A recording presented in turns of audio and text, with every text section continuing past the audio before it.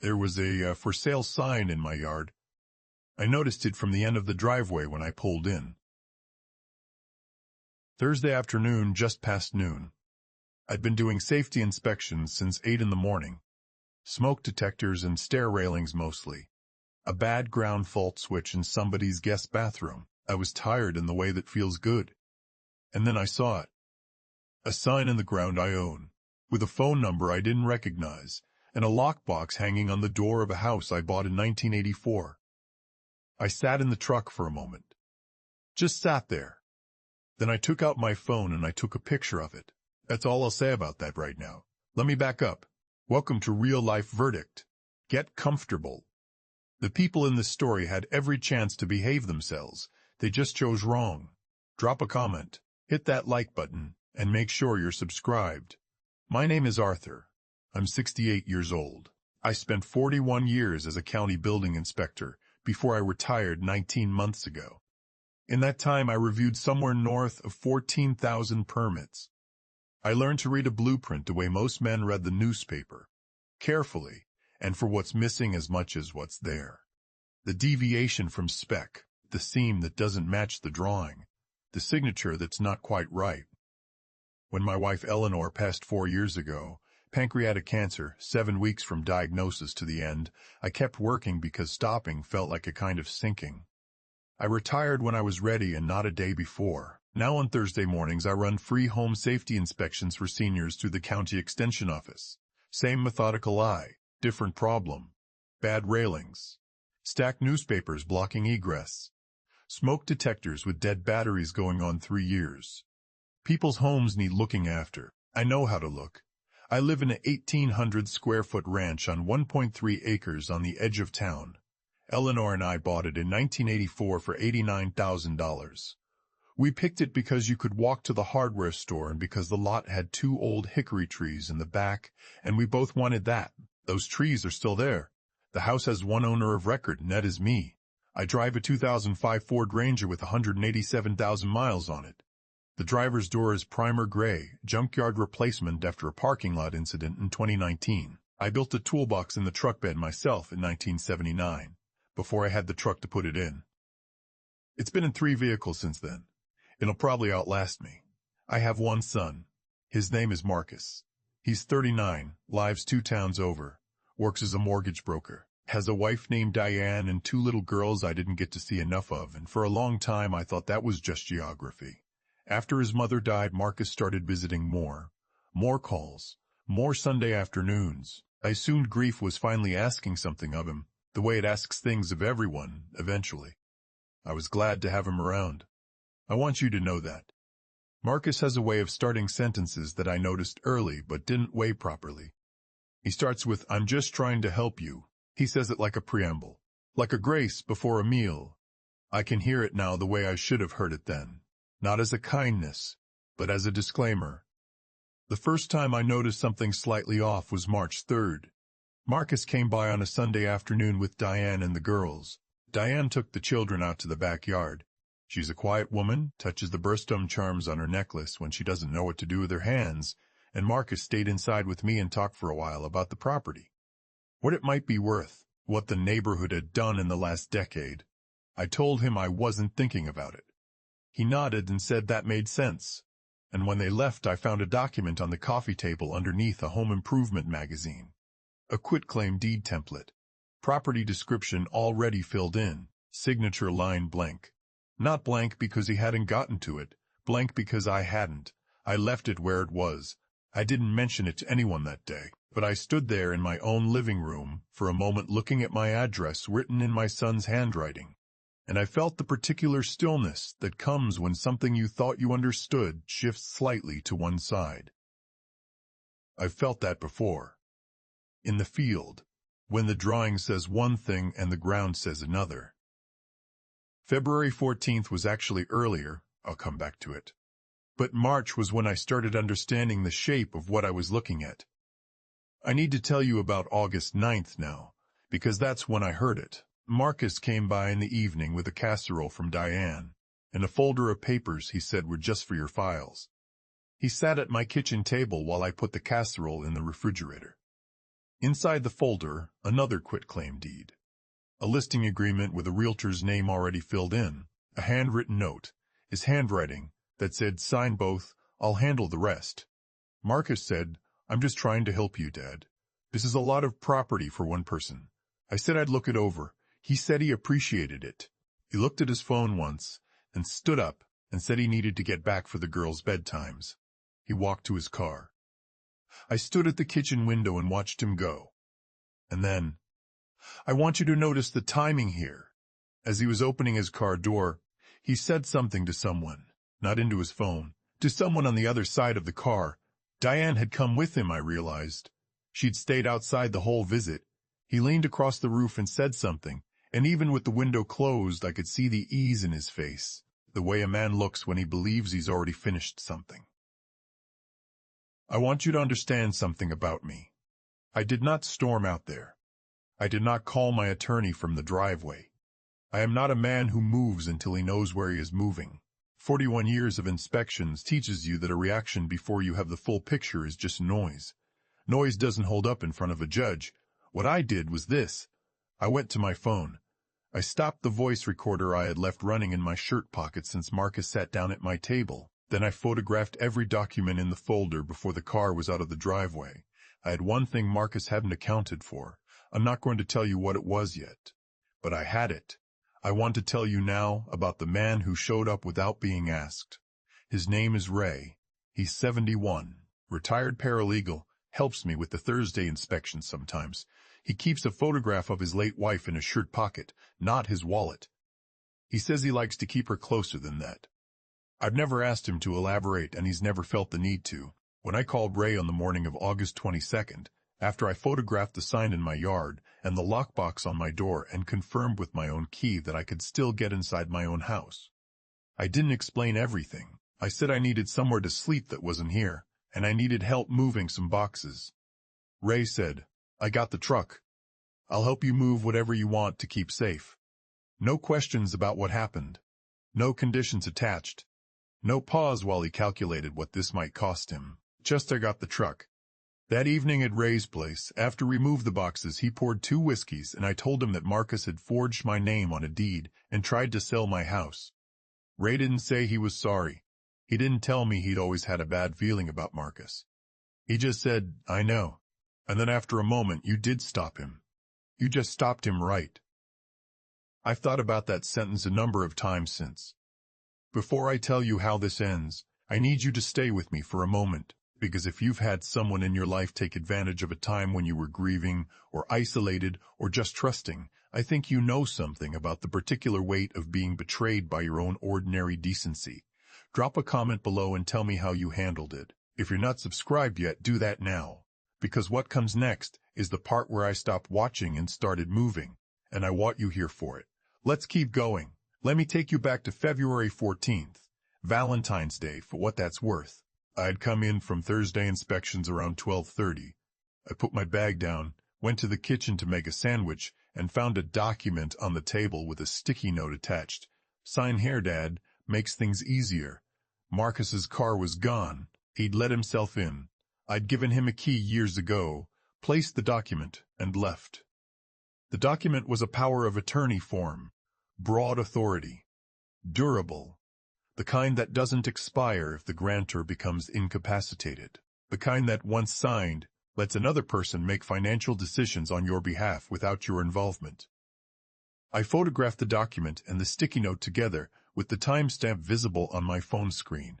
Scanned both. Emailed them to myself. Then I left the paper exactly where it was. I did not sign it. I want to walk you through what I was thinking, because I know what it looks like from the outside. It looks like a man who saw something alarming and did almost nothing. That's not what it was. I spent 41 years catching the thing that didn't match, not the obvious structural failure. Anyone can see a collapsed wall. It's the seam that's half an inch off from where the drawing says it should be. The one thing that looks almost right. That almost is where you find the problem, and it's where you find the pattern. And the pattern is what tells you whether you're dealing with a mistake or a plan. What I found on February 14th was not a mistake. I went to see Catherine Brenner on April 11th. She's an estate and real estate attorney, 59 years old. She brings her coffee from home in a thermos because, as she once told me, courthouse coffee tastes like regret. I laid out everything I had on her desk, the power of attorney with the sticky note, the quitclaim deed template with my address in Marcus's handwriting, photographs, a written timeline. She went through all of it in silence. Then she looked up and said, "How long has this been going on?" I told her. She said, "Don't sign anything. Photograph everything. If he brings papers, let him leave them, then send me copies." "Can you do that?" I said yes. Catherine opened a file that day. She had been receiving scanned documents from me since February 15th. She knew months before I brought her the folder that we were not dealing with a son who was confused about estate planning. We were dealing with something that had a shape and a direction and an end point. I kept doing what she told me. Marcus kept coming. May 6th, he came midweek, which was unusual. Brought a printed Zillow estimate showing the house at $720,000. Left it on the counter so I'd know what I was sitting on. When he left, I flipped it over. On the back, in his handwriting, $720K, closing costs, equals Zixites $80K, minus realtor equals $640K. He'd written it down. $640,000. He'd worked out the number. He'd written it on a piece of paper and left it in my house. I emailed it to Catherine by 8 p.m. June 19th. Marcus showed up unannounced at 7 in the morning with a man he introduced as a property assessor. He asked to walk the lot lines. I said no and offered coffee instead. They went ahead and measured the frontage from the street anyway, taking photographs. I took photographs of them taking photographs. Filed them in the folder. July 14th. Marcus called. Asked if I'd thought about downsizing. Said the property was too much for one person. Asked if I'd updated my will. Asked who my attorney was. I said I was handling it, and I'd let him know when it was finalized. There was a pause. Then he said, "I'm just trying to help you, Dad." I said, "I know." After we hung up, I wrote down the entire conversation while it was fresh, word for word, dated it, added it to the folder. I want you to stay with me here because this is where everything I thought I understood started to come apart. Not because the evidence was unclear, but because the evidence was clear, and I still had to sit inside the fact that I was building a case against my own son. The only child I have. A man I taught to ride a bicycle in this driveway, and drove to the emergency room twice before he was 12, and watched marry a woman in a backyard ceremony on a Saturday afternoon in June, when everything seemed, for a few hours, like it was going to be fine. I had wondered across all of those months whether I was seeing something that wasn't there. I want to be honest about that. You don't want it to be a plan. You want it to be confusion. Overreach. A son who went too far with something well-intentioned. But I know what a forged signature looks like. I know what it means when someone's already filled in everything except the line that needs to be yours. I had one thing Marcus had never accounted for, and I knew, by August, that it was time to use it. Catherine filed for a restraining order quietly on August 10th. Marcus was served while I was already at Ray's house with my files in one duffel bag. On August 25th, Catherine pulled the deed Marcus had filed, the forged one, the one he'd filed with the county recorder after he put the sign in my yard. She looked at the signature. I have a distinctive break in the letter R in my signature. I've had it since 1993, when I injured my right hand on a job site and the tendon healed slightly short.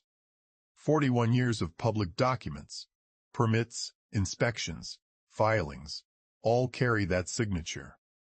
The forged one on Marcus's deed did not. Catherine made 3 certified copies, filed a fraud complaint with the sheriff, added it to the restraining order motion. The hearing was scheduled for September 17th. Catherine sent Marcus notice that it was a routine estate documentation matter. Bland language, her letterhead, the kind of thing a man who thinks he's already won doesn't read carefully. Marcus came without an attorney. He brought Diane. She sat behind him in the gallery in the defendant's section, both hands on her purse, stone-faced. I noticed she was touching the birthstone charms on her necklace when I walked in through the side door with Catherine. I did not look at Marcus when I sat down. Courtroom 3B, County Superior Court. Wood paneling. High windows. A clock on the wall that ticks loud enough to hear during silence. There were 11 people in the 20-seat gallery, including Ray in the third row and Marcus's realtor friend in the back row, who was studying the floor like it owed him something. Judge Carolyn Voss is not a woman who performs authority. She simply has it. Catherine asked permission to present evidence. The judge said proceed. Catherine walked through it, document by document, timestamp by timestamp. The power of attorney with the sticky note. The quitclaim deed, with my address in Marcus's handwriting. The Zillow printout with the $640,000 calculation on the back. The photographs of Marcus and his associate measuring my property from the street. The forged deed. The signature that didn't match 41 years of public record. The courtroom was quiet in the way courtrooms get, when the information in the room becomes heavier than the air. Then Catherine said, "Your Honor, at this time, I'd like to enter into evidence a recorded conversation from August 9th of this year." I heard Marcus's chair move slightly. I did not look at him. Catherine played the recording. First, Marcus's voice. Sign both. I'll handle the rest. A pause. Then Marcus, quieter, not speaking to me. Speaking to someone on the other side of the room. Diane. I understood. He hadn't known my phone was in my shirt pocket. He hadn't noticed I'd left it recording. His voice, easy and certain, the voice of a man who believed he'd already finished something. He'll never even know it's gone. That's the first time I looked at him. When his own words came back across that courtroom, I turned and I looked at my son directly. He looked back at me. I held it for 2 seconds. Then I looked away. Not because I couldn't hold it, but because there was nothing left there for me to see. Judge Voss let the silence sit for a moment. Then she looked at Marcus and said, "Do you have anything to say?" Marcus opened his mouth, closed it, said nothing. She voided the sale, made the restraining order permanent, referred the case to the district attorney for criminal fraud charges. Catherine touched my shoulder lightly. I nodded. Ray met me at the side door. We walked out together. Behind us, I heard Marcus say, "Dad." Wait. I heard the bailiff say something in return. I kept walking. Down the courthouse steps, into the September air, out to where Ray's truck was parked beside my Ranger. Ray asked if I wanted to get coffee. I said, "I want to go home." I drove myself. 40 minutes, the long way around through the county roads because I needed the time. I pulled into my own driveway. The sign was gone. The lockbox was gone. I opened my front door with my own key and stood in the kitchen where 7 months before I had come in from a Thursday inspection and found a sticky note on my kitchen table that said, "Sign here, Dad, makes things easier." The note was long gone. But I knew exactly where it had been. A man who spent 41 years reading what's missing from a drawing doesn't stop seeing what's missing just because he retires. Marcus made one mistake that undid everything. He thought my age was the same thing as my attention. It isn't.